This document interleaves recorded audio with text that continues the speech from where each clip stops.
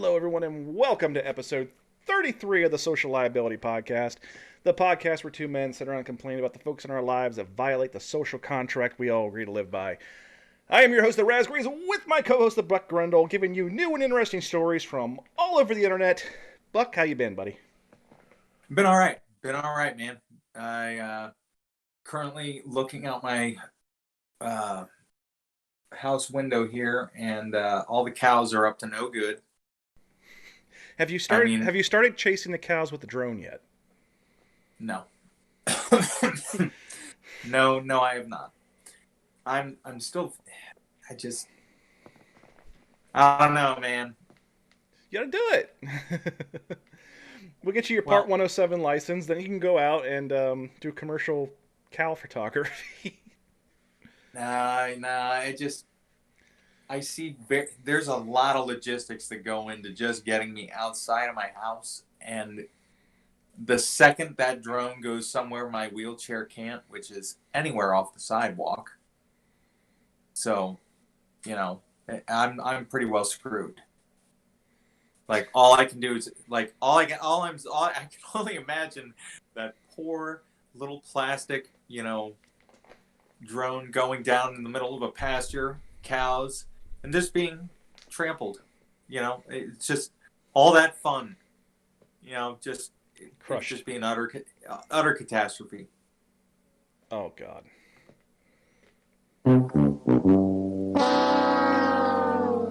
That's one. Think about it, man. All those cows, they just cream that thing.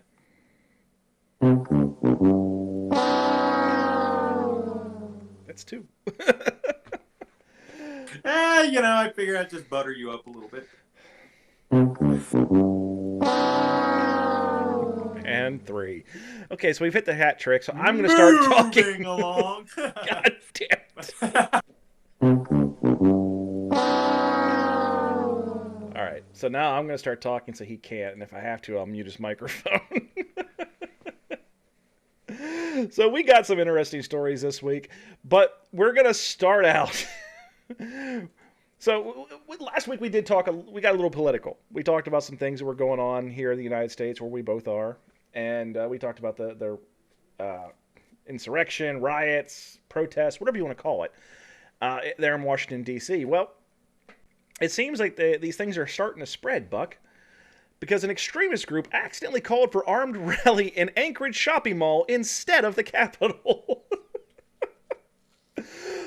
Over the weekend, far-right extremist groups supporting President Trump's false claims of election fraud called for an armed rally at the Anchorage shopping mall, confusing the Diamond City Mall with the Diamond Courthouse located across the street from the Alaska State Capitol building.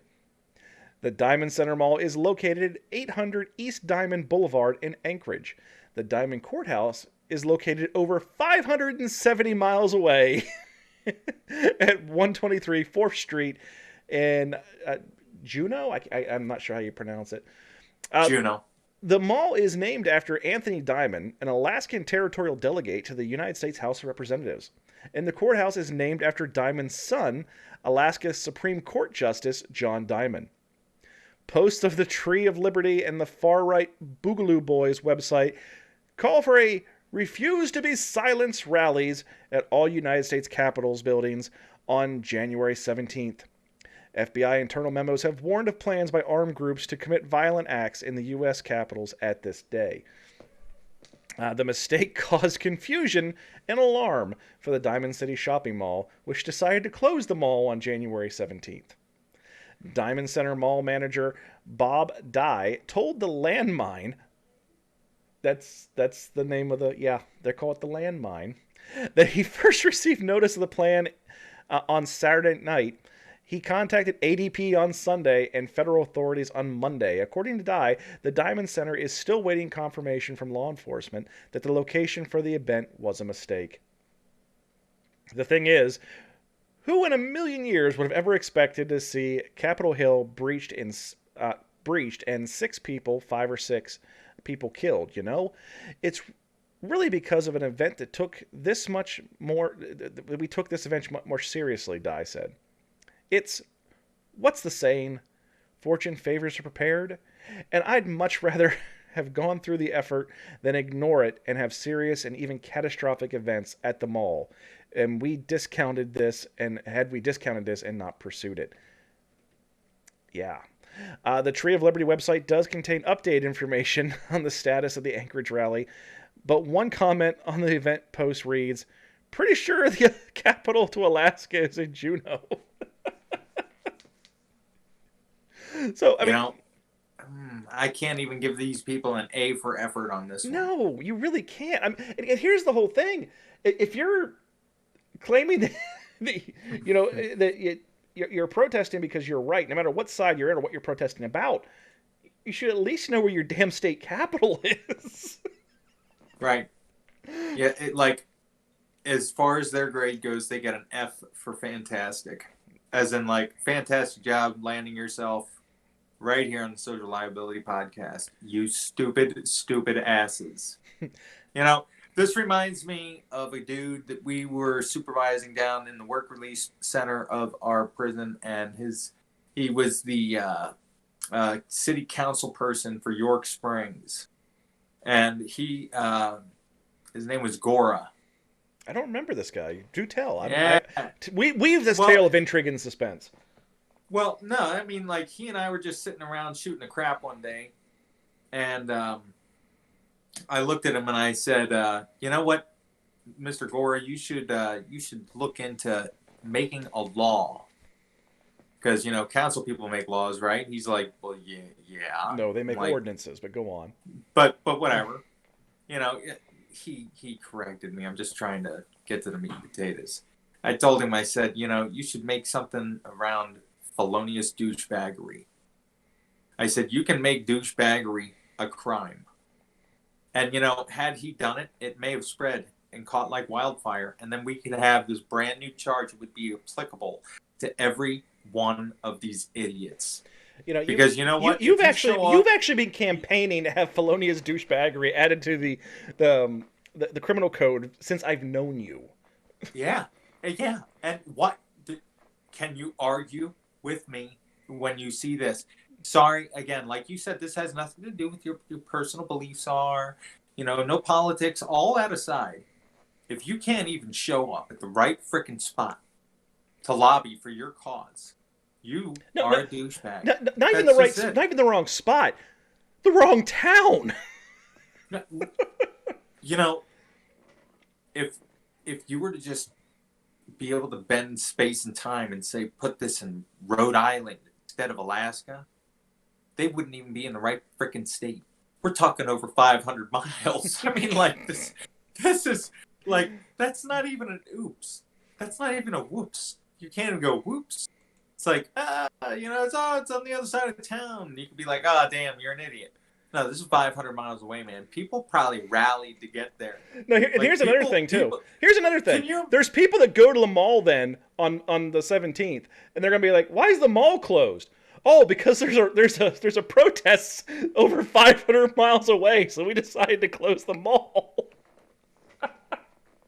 About it, think about it in this sense. What if some flat earther from Juneau actually drank the Kool-Aid and was like, yeah, we're going to rally in Anchorage today. Yeah, we're going to rally in Anchorage. Yeah, let's do this. Drives over 500 miles. He drives to find out that he should have just stayed the fuck home. Come on, man. There's just so much wrong with this. This just goes to prove that anybody can make a website.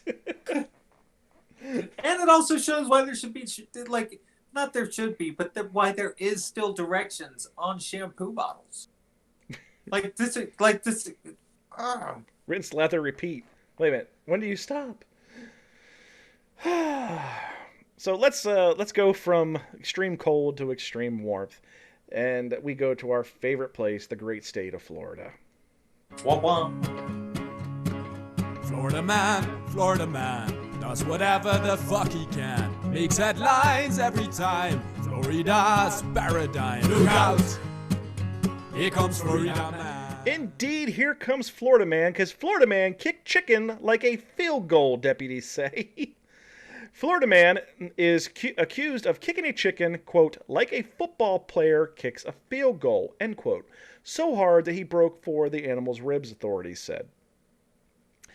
Nicholas Kevin Chu, 43, of Marathon, was arrested Monday with animal cruelty charges, according to the Monroe County Sheriff's Office. Chu told deputies he was, quote, kicking the chicken out of the way, end quote, and was annoyed by the noise that the animal was making, in a statement he made to the Miami Herald. The incident took place on March 22nd in Marathon, deputies say. Authorities responded to a call about a domestic argument, and when Sergeant Joel Slogue arrived, he was told by Chu's girlfriend that she, quote, she was mad that Chu kicked a chicken and possibly broke its leg. Okay. Chu admitted to kicking the chicken out of the way, further admitting his annoyance by the noise the birds cause.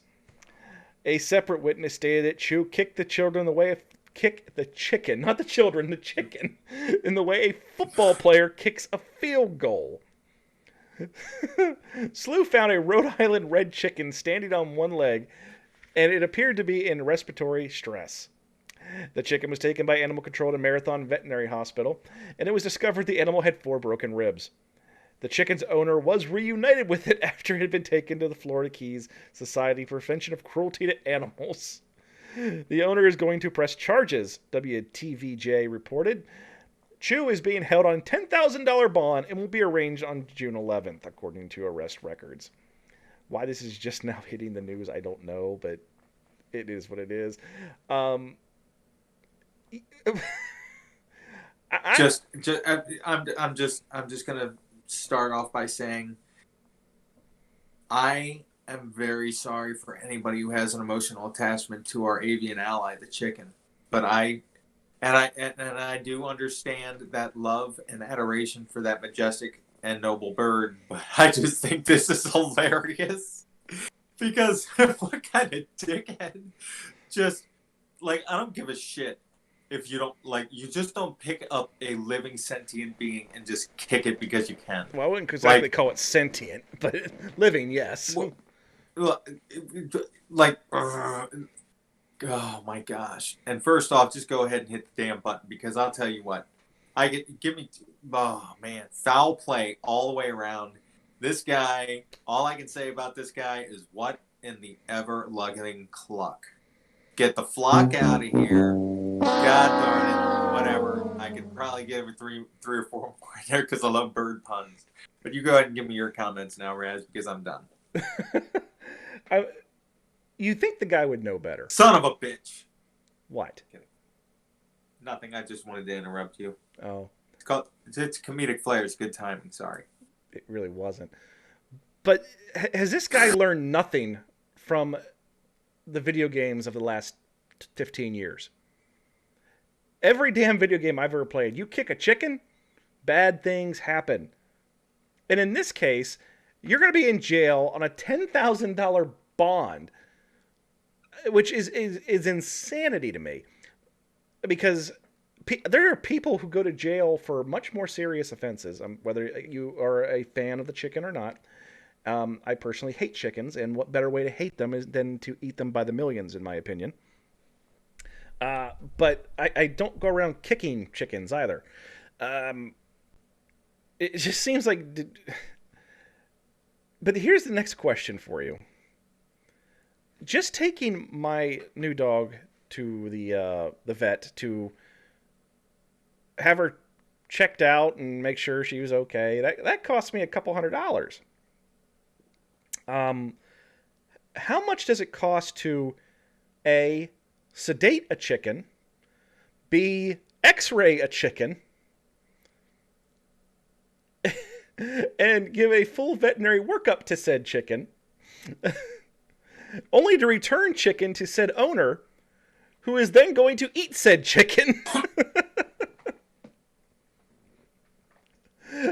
Now, I have to imagine this is going to be around $500 to $600, and he's probably going to get a $100 fine if he's lucky.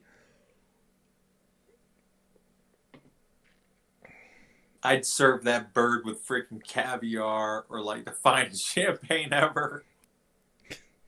I really want to be like, all right, kids, we're about to have ourselves a $700 chicken. Woo! All paid for by your Uncle Fred, or in this case, Uncle Chew. We're gonna get out the Kraft's Deluxe. We're not just having. We're gonna have shells and white cheese, not just regular cheddar. Mm-mm. Well, I love the Florida man story. Are you gonna die over there? Sorry, man. I'm sorry. I can't reach my mute button, and I'm trying to go over to the side, and I feel like I'm gonna fall out of my chair and just make me cough worse. I'm sorry. If you're gonna fall out of the chair, we need a wider angle on the video so we can watch it happen. Yeah, that shit better be. Somebody better laugh at that. We'll definitely get some views. So, what I was trying to say before I was so rudely interrupted was I love the Florida man stories because their names are always so easy to say. It always starts out Florida man. And this guy's name is Nicholas Kevin Chew. You can't screw that up. It's easy. But here we go with story number 3, which is titled, My Sexual Greed Made Me Betray My Nation, Reveals Honey-Trapped Man in Rajasthan. So just from that, I have not read this story yet, but I know I'm going to butcher this. And I feel bad about it. So I'm going to change their names. As we go through this, instead of trying to look like I'm reading a Song of Ice and Fire and trying to remember all their names, we're going to talk about Jack, Jeff, and Jill. I mean, that's what we're doing here. So just thank you for context. Yes. Good. How far one goes for nudes? Rajasthan, which henceforth will be known as Raj, who is honey trapped by ISI, has revealed it to investigators he shared critical information about being bribed with photos of naked women and seductive conversations. Another guy who is, we're going to call Sat, we're just going to call him Sat. Sat, 42, a resident of Lathal in Jaisalmer, going with that too, last week was arrested under the Official Secrets Act on charges of spying, officials said. During an interrogation, Sat claimed that the women who spoke to him on behalf of ISI would often share naked photos in exchange for more information about the Army's movements in border areas and the firing range. Seriously, dude, tits are free on the internet. Haven't you figured that out yet? I mean, seriously, porn doesn't cost anything. The internet is for porn. The internet is for porn. Yeah. But you're going to trade national secrets and put people's lives in danger for boobs? I mean, it's kind of like death penalty stuff, in my opinion. Because you're too dumb to live. Like, and it's only pictures of boobs. It's not actual boob. Right. I mean, like, I'd show you a picture of a classified handgun if you told me you had candy-flavored nipples and you allowed me to sample. I mean, like, I'd be like, good. I might show you a picture of something. In fairness, you used to send people pictures of your left nut. I believe, you know what? It was my right. No, it was your left. We've all seen You're it. right. It was the hot chick. Yes, we've all got pictures of your left nut. Sat said the things I would do before I was stuck in a wheelchair. Yeah, well, Sat said he got greedy and started sending more sensitive information about the Indian Army to the ISI for more such photos and long conversations.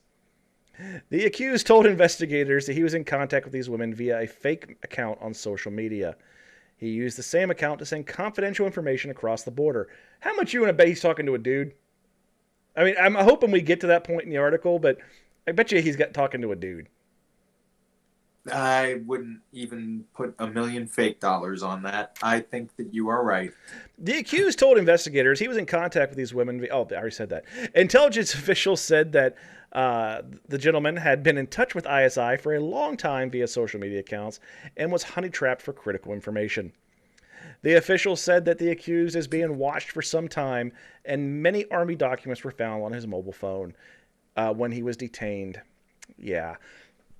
Following his arrest, Raj said to the police that a resident of the town had been booked and arrested by the CID Special Branch on charges of espionage. He has confessed to being in touch with the agent in Pakistan, agent of the Pakistan Intelligence Agency, and possessing sensitive military information. Meanwhile, the accused has been brought to Jaipur, along with the intelligence agencies, the army, and all those that interrogated him. His brother's wife is in a different area.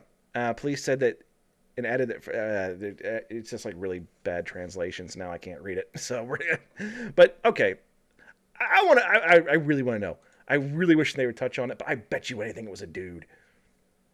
This guy was betraying his country so that somebody can go to YouPorn, grab some pictures and some screenshots and send them to this guy because he couldn't get there himself. There's a sucker born every day, man. That's all I got to say about that. I mean, people. There are almost 8 billion people on this planet right now.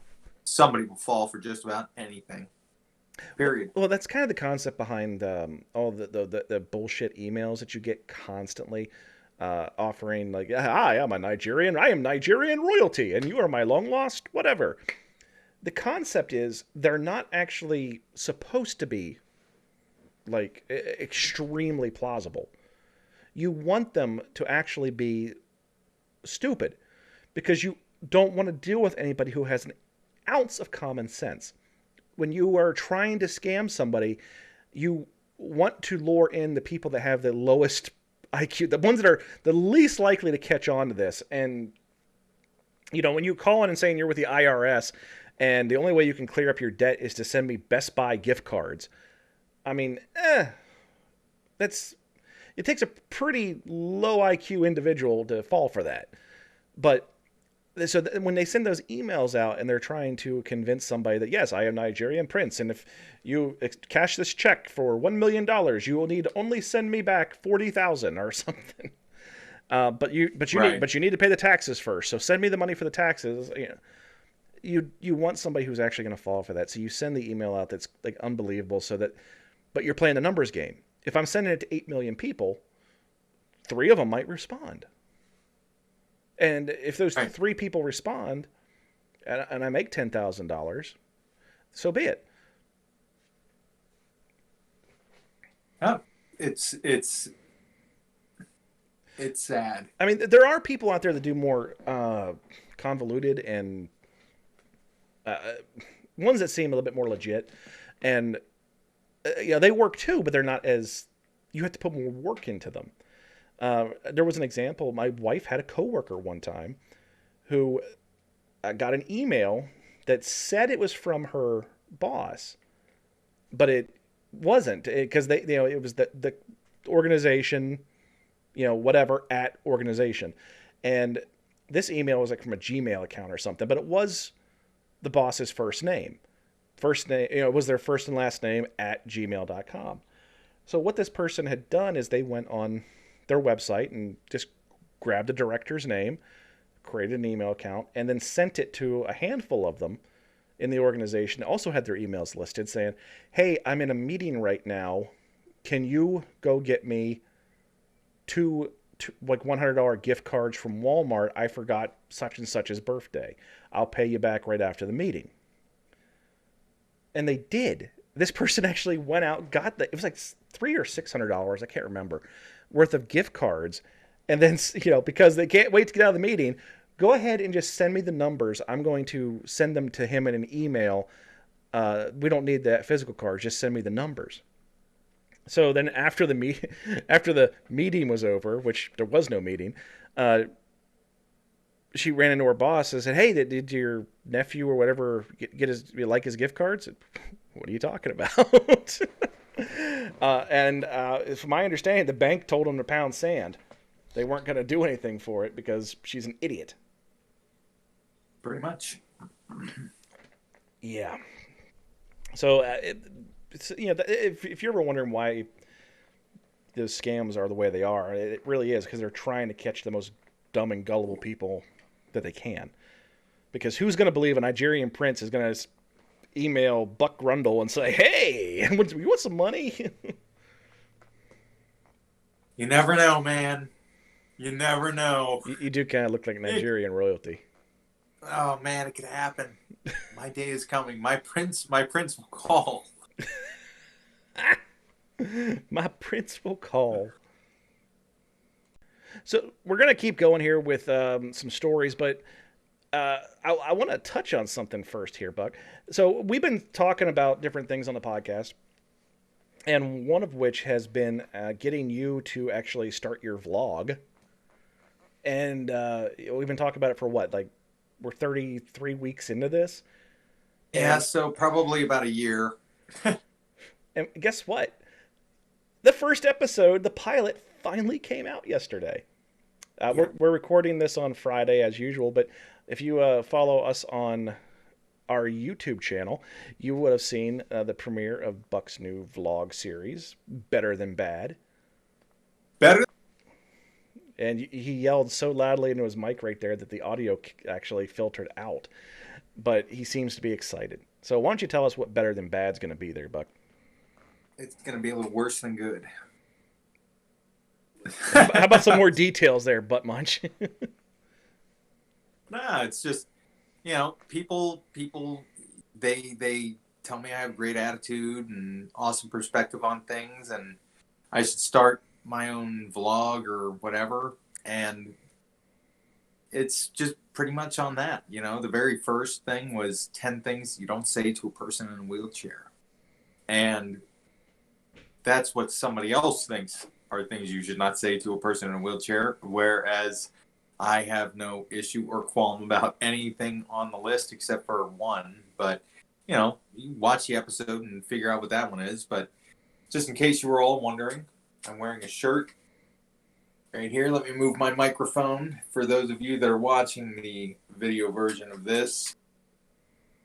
Yes, folks. He is wearing a bright blue shirt, handicap blue shirt, with white writing with an arrow that says "It still works," with an arrow pointing down. Yes, I am. You want to know why? Because it's the first question everyone has, but the one that no one ever wants to ask. So, why not just put it on a shirt and freaking wear it?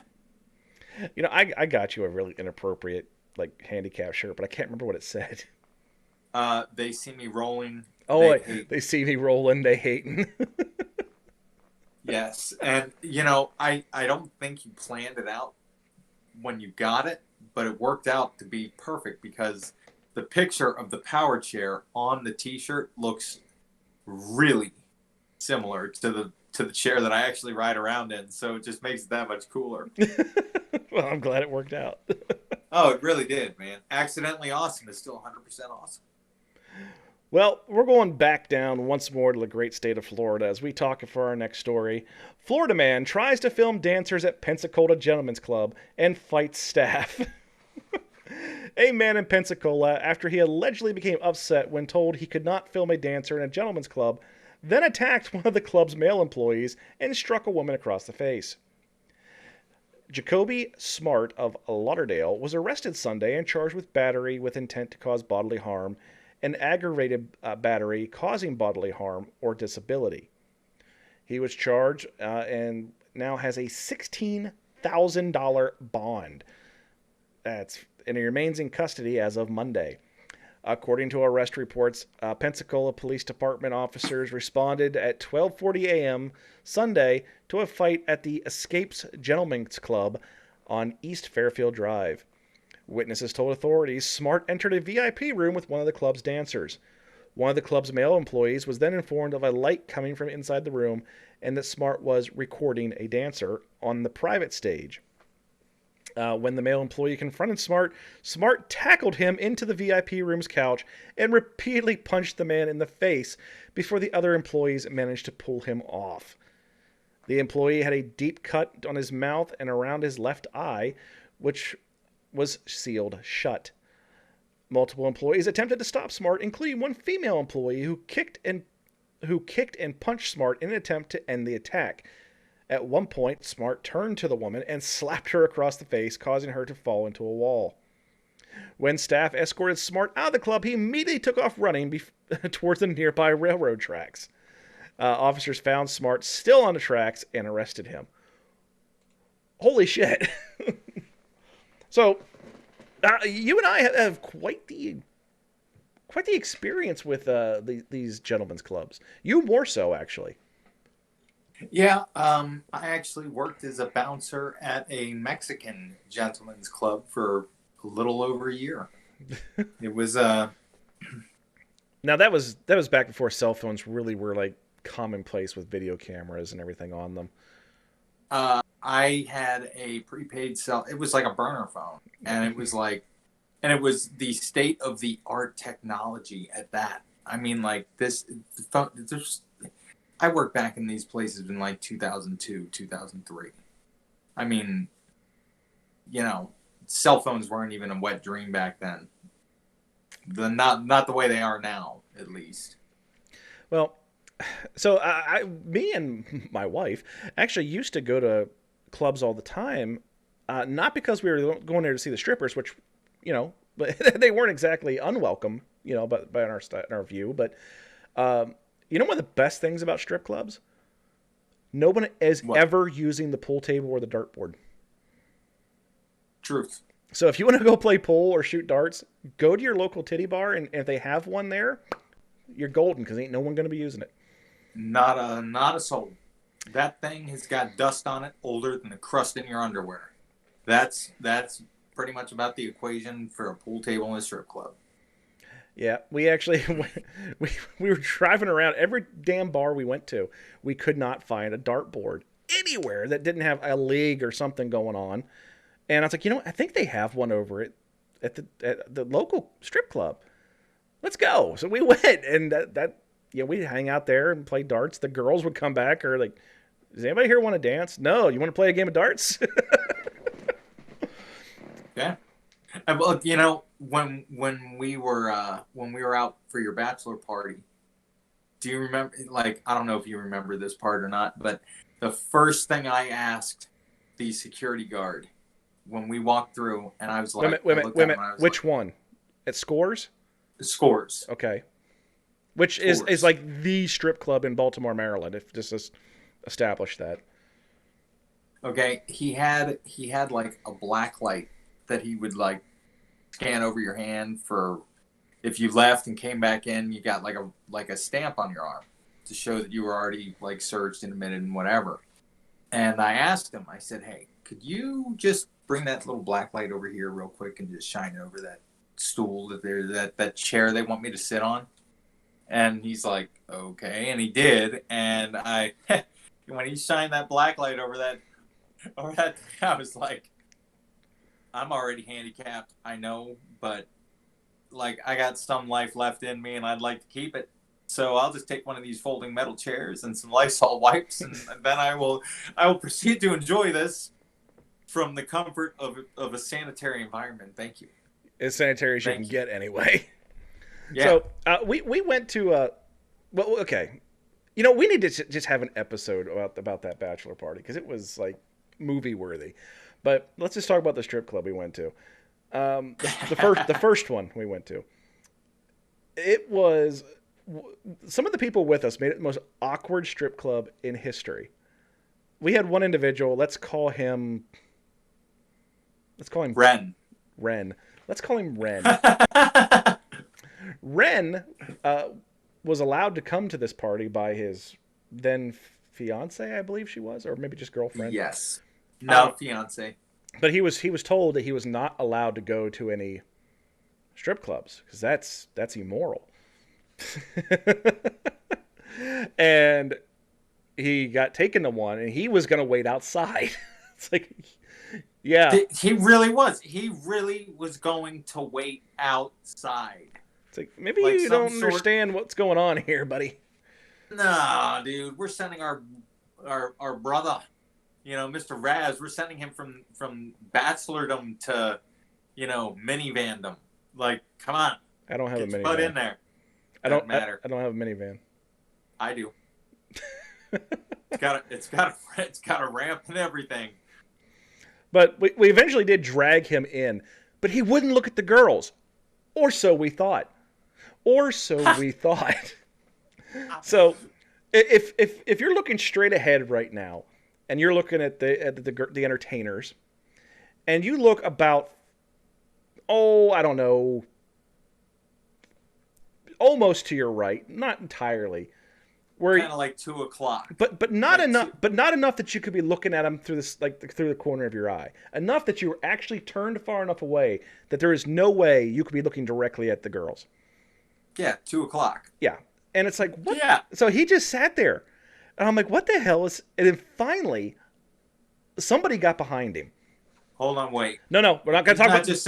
Not just sitting there. No. He's sitting there, and he looks like a mortician. He looks like a mortician. Okay. That's the important part. Like, I just want to put that out there for context. He's looking out there like he's gonna crack a fucking safe. So we're proceed. One of us, I'm not sure who it was, figured it out and got behind him. And then we all had to proceed to go over and look to see exactly what was going on. He was watching them through a mirror. What a creep thing to do. He was watching the girls through a mirror. I almost wanted to kick him out of the club myself, not even working there. Like, that was just so creepy. Well, and then our one of our buddies decided to walk up behind him and like put his hands over his shoulders, like grab his little moobs. And dude jumped up out of that chair and ran across the bar. Like he was going to jump into that mirror like fucking Super Mario. Woohoo! His skin just ran right off of his bones. Yeah.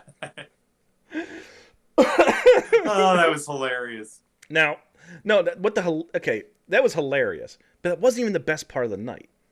So the best part of the night is after we've told the story before how we almost got into a fight with some of the Baltimore Ravens before we went to that. Well, as we're sitting in the strip club, more of the Baltimore Ravens show up. Now they didn't see us. We knew they were there because all the girls fucking disappeared. There literally was not a girl even on stage. They were all gone. Because apparently at Scores in Baltimore, Maryland, there is a private area upstairs for high rollers. And when NFL players show up, they're obviously high rollers. So all the girls have disappeared. And the bouncer pretty much said, yeah, it's not going to be. You'll start getting the ones that are like cast aside here in a little bit. So we departed. And we went over to the College District. And we found a strip club that was really weird. It was long as hell. It was long, but it was really short. It was like someone took a townhouse and like stretched it backwards. And man, what the hell? Yeah, strip club's a strip club. We're going to go in here, have some fun. Well, the bouncer at said club was about the size of a soda can. I mean, this is a little dude. And when we walked in, there was a stage against the one wall that ran the length of the damn building. And all the tables were on the other wall. And there's one guy sitting at the stage. And that's weird, right? It struck me as a little weird, too. But there's only one guy sitting at the stage. And the place was almost empty. But there was a couple little groups here and there. But nobody was sitting at the stage except for this one dude. And this dude was just making an ass of himself. Yeah. Like this guy in our story that prompted this, he too was playing with his phone. He also was, just touching the girls, which you don't do without an invitation. No, sir. No, sir. He was just being a jackass and like telling them, treating them like whores, which, depending on what your opinion is of a stripper, I don't consider them to be whores. They're not doing the horror activity. They're entertaining. Regardless of what it is, consent is still a thing. Yes. And he did not have it. And he did not have consent. Unfortunately, the security guard that was there, again, was about the size of a soda can. went to try to say something and got blown off and just kind of hung his head and walked away. Well, we had just enough alcohol in us that we were not going to allow this to stand. Nope. No, we didn't. And I don't drink, by the way. So I had no alcohol in me. But I still wasn't going to let this stand. And after dude was removed from the bar, without the aid of security, mind you. Not even close. We then got to actually tell the story that no one believes to this day, that for the rest of the night, we didn't pay a stripper a dime. Not a one. We didn't pay for our drinks. At least I don't think we did. And I know we didn't pay the strippers. And it was a marvelous time had by all. I was getting free lap dances. At least I think they were. I know I didn't pay for them. No, sir. Yeah, it was a good night. I had a good time with that. But that's our stripper story. But again, we really do just need to have a retelling of that entire night, and I think we need to have another individual involved in that storytelling. Somebody was there and actually orchestrated the whole damn thing. And it wasn't Ren. It was not Ren. No. So, I believe that individual was actually going to see you this weekend. Yes. Yes, he is. He's coming down. He built me a table. Ooh. Oh, man. I'm telling you what right now, like, this table thing has been like my white whale for years. And, you know, I know I probably could have gotten it solved a lot sooner and a lot easier, but I just don't like asking for help. And so I don't ask for help. I just learn to live without whatever it is and, you know, whatever.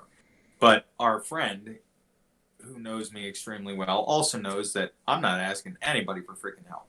So he calls me up on the phone and he goes, "What dimensions do you need that thing?" And I'm like, "What thing?" He's like, "The table." I'm like, He's like, "What He goes, "I am going to build you a table. If you want me to guesstimate," and he starts throwing some numbers out there, and I was like, "No. Nope. No. Okay, I see. I'm not going to be able to respectfully decline your offer for help." So, boom. I gave him the dimensions.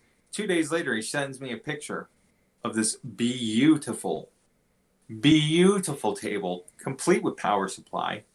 Oh, yeah. Uh-huh. Yeah, that's right. That is right. I mean, it's almost as good as someone putting a roll cage on my wheelchair.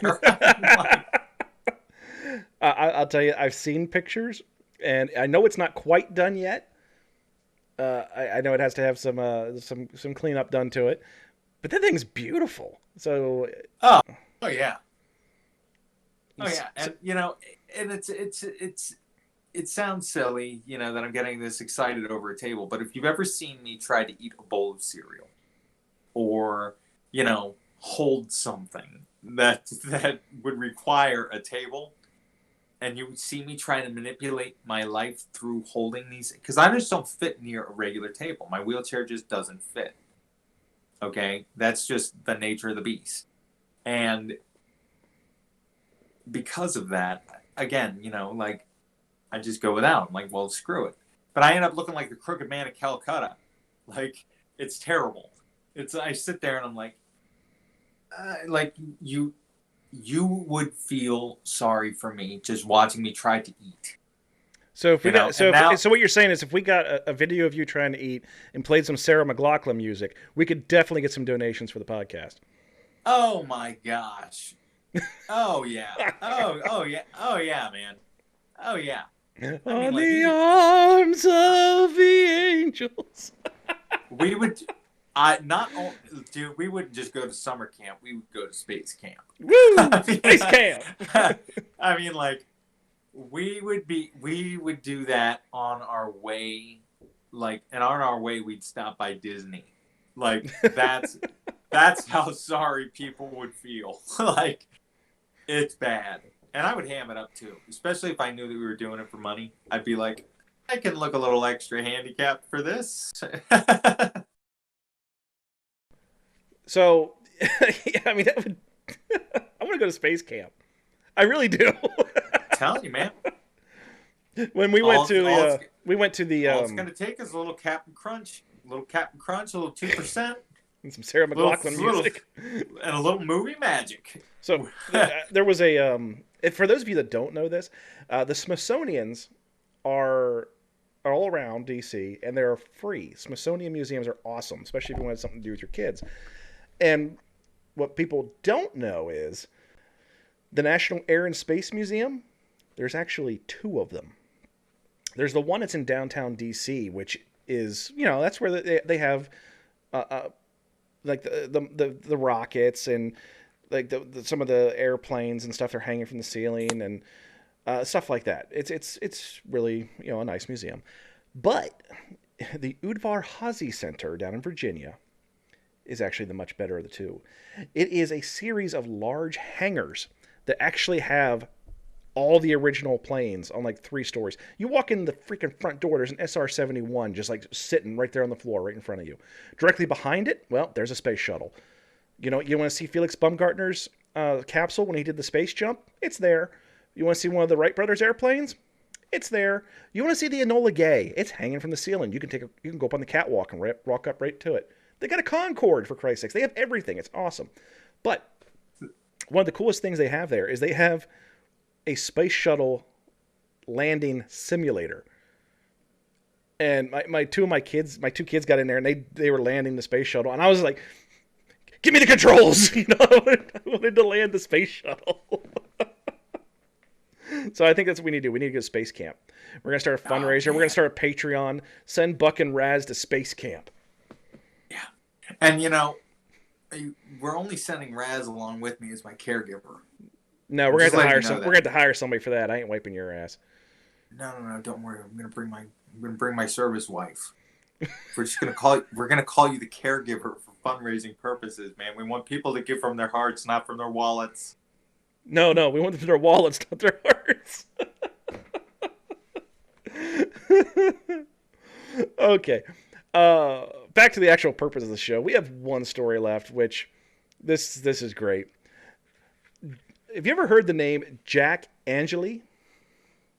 Well, I'm sure you know who he is.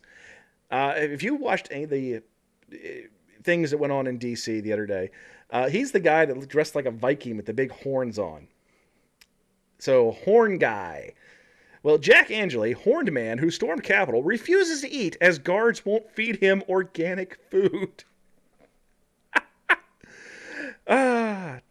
Jack Chansley, also known as Jack Angeli, the man who stormed into the Capitol in Washington wearing a fur hat and horns, has reportedly not eaten since Friday, as the guards at the detention center where he is currently being held won't serve him organic food.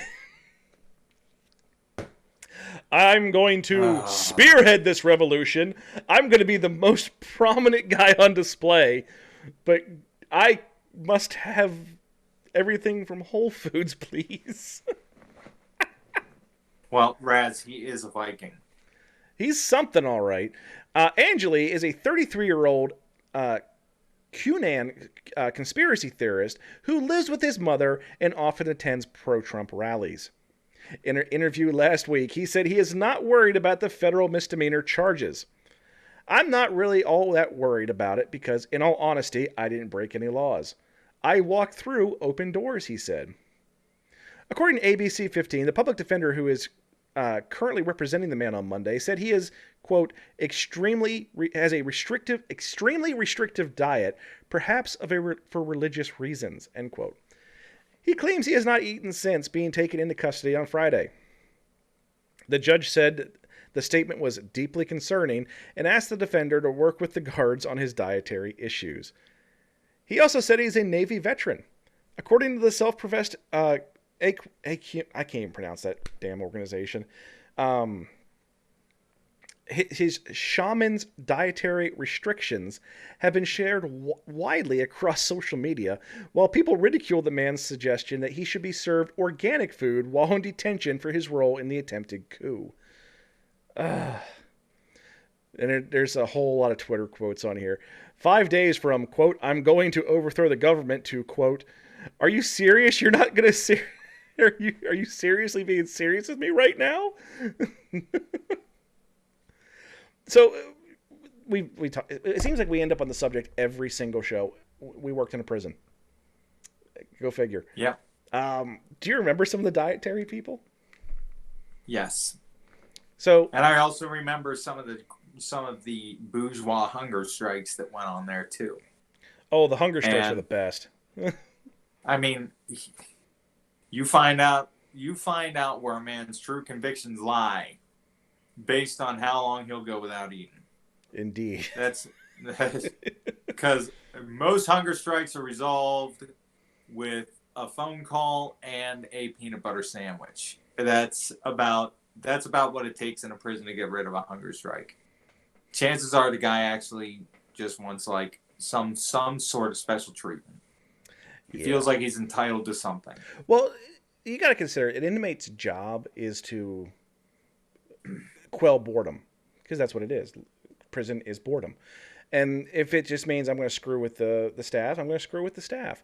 And the meals, there's three things that starts a riot: food, mail, and visitation. And food, mail, and visits. Food, mail, and visits. That's the three things that can cause a riot. And with the food especially, you had to be really careful with it. But you also had people that played fucking games with it too. Now, one of my favorite things about prison food was if they did manage to get themselves a special tray, it was very telling about them. So, we weren't supposed to know what their medical information was. But depending on what diet tray they got, that told us a lot. If it had a certain tag on there, well, I know that person's HIV positive. If it had a different tag on there, well, I know that person's got hepatitis. So that was one thing I actually did like about the meals.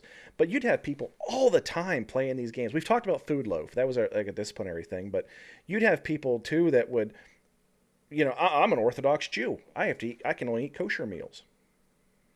So how do you make a kosher meal? Well, you can't do it in our kitchen. But now our prison chaplain decided he was going to try to get us sued into oblivion one time by saying that he would just bless the food and that would make it kosher. First off, you're not Jewish. You're not a rabbi. And that's not how kosher food works, you moron. That is not how it works. So Nope. We ended up having to get like these TV dinners. And they weren't big. They weren't great. But they met all the guidelines. So then they got the same meal every day for every single meal. All of a sudden, they weren't Jewish anymore. All of a sudden, they weren't Jewish anymore. Yeah. A lot of times, too, they would, everyone would be Muslim for Ramadan. Everybody. Mm-hmm. Then they would, you got the ones, too, that, they would demand special meals on Christmas because they were Christian. It's like, not the way it works, buddy. But you'd have people playing games all the time with meals. I mean, do you remember any offhand? I remember that tensions got really high after we started housing federal inmates. And they were not happy with our regular run-of-the-mill, just, dietary accommodations. They were used to getting a lot more or a lot nicer, and we were not giving them more or anything even that resembled nice. And I got no problem talking about the food there. It was garbage. I ate it. I ate it because it was free. Yeah. I also have MS. No. I mean, I used to. No. There was at one point we did have a couple trustees that I actually would let them make. Because we had a kitchen, we had like a cafeteria that we could, they made our meals. We had the same stuff for the most part. Yeah. And there was one trustee that I didn't mind. He was a pretty cool dude. But we actually ended up having a contractor come in and take over the food service. And they treated the inmates like such shit. That's like, I'd be damned if I'm eating any of that food now. Yeah, when Aramark took over, I was just like, nope, no, sir. No, sir. Not having it. But the only thing I would do is I would take hard-boiled eggs that were still they still had the shell on them. I wouldn't let them peel them, eat them. And I would take mayonnaise packets and mustard packets, and I'd make my own egg salad. The only other thing I'd eat there was pickle shoots. I'd get cups of pickles and just sit there and eat them because I was not eating that shit. And right now we seem to have lost Buck. I think we lost Buck. Buck, you pain in the ass. I- Your internet seems to have taken a dump. Yeah. I'm going to go ahead and mute him for a second while he fixes his problems. He's probably going to have to disconnect and reconnect here, but I'll just keep talking for the moment. So, the food was so bad that occasionally you'd have the inmates go on hunger strikes, but nobody ever lasted very long on a hunger strike. You might get a couple days out of them. And a hunger strike, it only really matters if you're not actually eating, but as long as you're still buying commissary, you're not on a hunger strike, folks. No. Am I everything back online here for me? You're good. All right. Yeah, I mean, you just like you said, if you're buying commissary, you are obviously not on a hunger strike. You're just not. You're just boycotting the prison food. I'll tell you what, though, going back to our officers' meals, I would only eat when the kitchen inmates would tell me it was okay. Well, they liked you. You know what? There's benefit. I didn't give anybody anything that they shouldn't have, but I definitely went out of my way to be, agreeable and personable and accommodating. I mean, just, I'm sorry, you can't round up the truth. That many, 30, 40, 50 guys against me, it's just, no. I knew what the reality of the situation was, so I was just a little bit more personable. And it made my day easier, and it got me the benefit of knowing whether or not I should eat the meals. Yeah, I never ate the meals. Well, there were a couple of times, man. Those kitchen guys would come out and they'd be like, they'd all look at me. They'd be like, I'd be like, they'd be like, Lynch, just trust me. Just, you don't want that. It's like, but what about the rest of the officers? It's not that the food is tainted. It's just not good. I'm like, okay. Yeah. Well, I played it this way. The first time I was like really searching the kitchen on night shift, and I was like, because that's what I did. I love tearing shit up, and I was tearing the kitchen apart. And it got to the point where, okay, I got to do the freezer now. So I went into the freezer, and there was boxes on the shelves, and they looked like military ration boxes, the way they were labeled. But it actually said on the side of this one thing of like meat patties of some kind, grade E for institutional use only. Oh my Lord. I mean, now that I'm saying it even more and more, I can see why this guy would want organic food so bad. Yeah, he probably, it said he's retired Navy. He probably knows exactly what kind of food they serve in the damn brig. And he's like, nope. Well, no motherfucking way. The funny thing is we would get, we got a contractor to run the thing eventually, and it was run by a company called Aramark. Well, Aramark, they run most of the concessions at your stadiums. They also do prisons and schools. Now, where they buy their food, they bought their food from a company called Cisco. Cisco is the company that just about every goddamn restaurant that is not actually making their own food from scratch in this country gets their supplies from. So it's you run a gambit. You could have some of the most delicious food in the world, or you could have what we served in our prison. I still don't know to this day what was in the bologna sandwiches, but it wasn't bologna, I'll tell you that much. It was everything else that they couldn't put in anything else ground up and made into a loaf that they called bologna. Well, you would try to fry it, and it would instantly burn. Like, instantaneously. We had cheese that didn't melt. It burnt. You put cheese in the microwave, and it comes out black. Yeah. It's like, how are you supposed to make a grilled cheese sandwich with that? Yeah. Like you could set it on fire and it would hold a flame. It would hold a flame. It would, because it was oil based. It was all oil. Yeah. It was oil with some food coloring. If you were lucky. Yeah.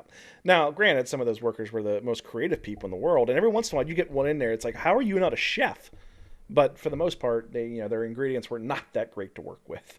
So if I can dissuade anybody from a life of crime, let me just say this: you may like getting gargling mayonnaise. You may like living in strictly regimented life.